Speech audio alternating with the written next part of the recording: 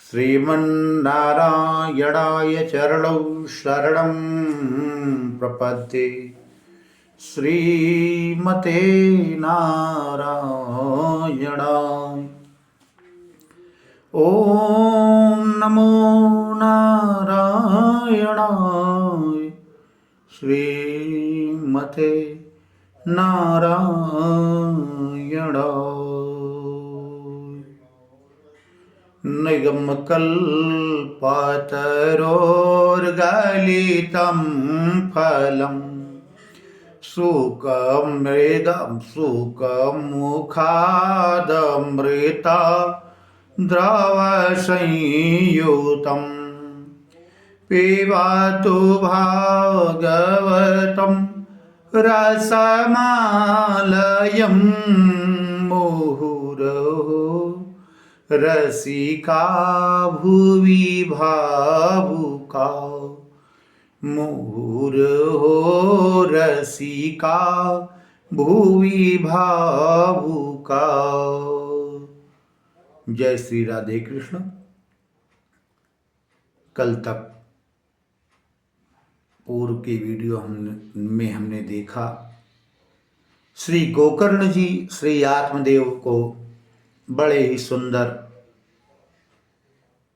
शब्दावलियों से, बड़े ही वैराग्यपरक वाक्यों से उनके मन को वैराग्य में जोड़ने का कार्य किए। ऐसा उनके हृदय में आत्मदेव के वैराग्य के बीजांकुर हो गए और भागवत के 10वें स्कंद का पाठ करते हुए वो भी मोक्ष को प्राप्त हुए। श्री सूत जी, आइए हम पंचम अध्याय महात्म्य के पंचम अध्याय में प्रवेश करते हैं। श्री सूत जी ने कहा, पितर्यो परते तेना जननी ताडिता भृशं क्वविक्तं तिष्ठति ब्रूहि हनिशेलतया चचेत। बड़ा कष्टकारी प्रसंग है, बड़ी दुखद घटना है कि जैसे ही आत्मदेव गृह त्याग करके जाते हैं, धुंधकारी परम स्वतंत्र हो जाता है। उसकी दिनचर्या दिन प्रतिदिन और बिगड़ती जा रही है। एक दिन माता धुंधली को पिता के चले जाने पे बहुत मारता पीटता है और पूछता है, क्वा वित्तम तिष्ठत ब्रूहि,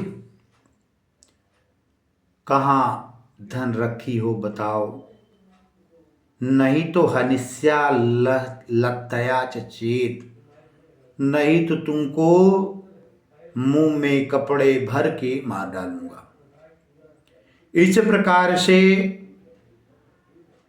इति तद्वाक्य संत्रासा जनन्या पुत्र दुःखतः कूपे पातः कृतौ रात्रे तेन सा निधनम गता। इस प्रकार के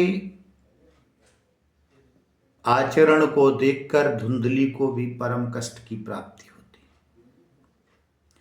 परम दुर्भाग्य की प्राप्ति होती है और बड़ी दुखी हो जाती है। जनन्या पुत्र दुःखदा। वो जननी कहाँ थी? जननी थी ही नहीं, फिर भी मानने के तो भाई मान रही थी अपना पुत्र। समाज में भी तो वही उसका पुत्र था, लेकिन फिर भी उस बालक को ये ज्ञात नहीं था मैं कहाँ का हूँ। वो तो धुंधली को ही मान रहा। अच्छा, यहाँ पर रक्त संबंध न होने के कारण ये दुर्गति हो रही इन लोगों की। रक्त का संबंध होता तो तनिक उसको लाज, भय, डर, समाज का भय, और जहाँ रक्त का संबंध नहीं होता है, वर्ण संकरता होती है, वहाँ लाज, डर, भय ये सब समाप्त हो जाते हैं। ठीक उसी प्रकार से वह भी रात में दुखी होकर कूपे पातः कृतो रात्रौ तेन सा निधनम गता। जय जय सीताराम उसका भी हो गया और धुंधली भी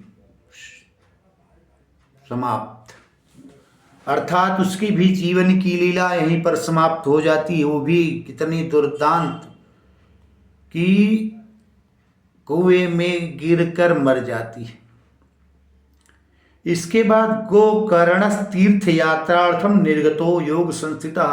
गोकर्ण ने देखा कभी स्थिति यहाँ सामान्य नहीं है, क्योंकि पिताजी को पहले हमने उपदेश देकर भेज दिया, माता जी भी अब नहीं रही, तो इस परिवार में अब मेरा और कोई तो संबंधी है नहीं।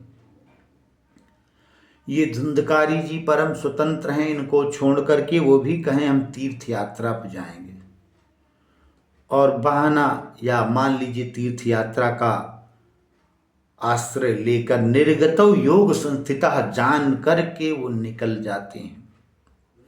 न दुखम न सुखम तस्य न वैरी नापि बांधवः।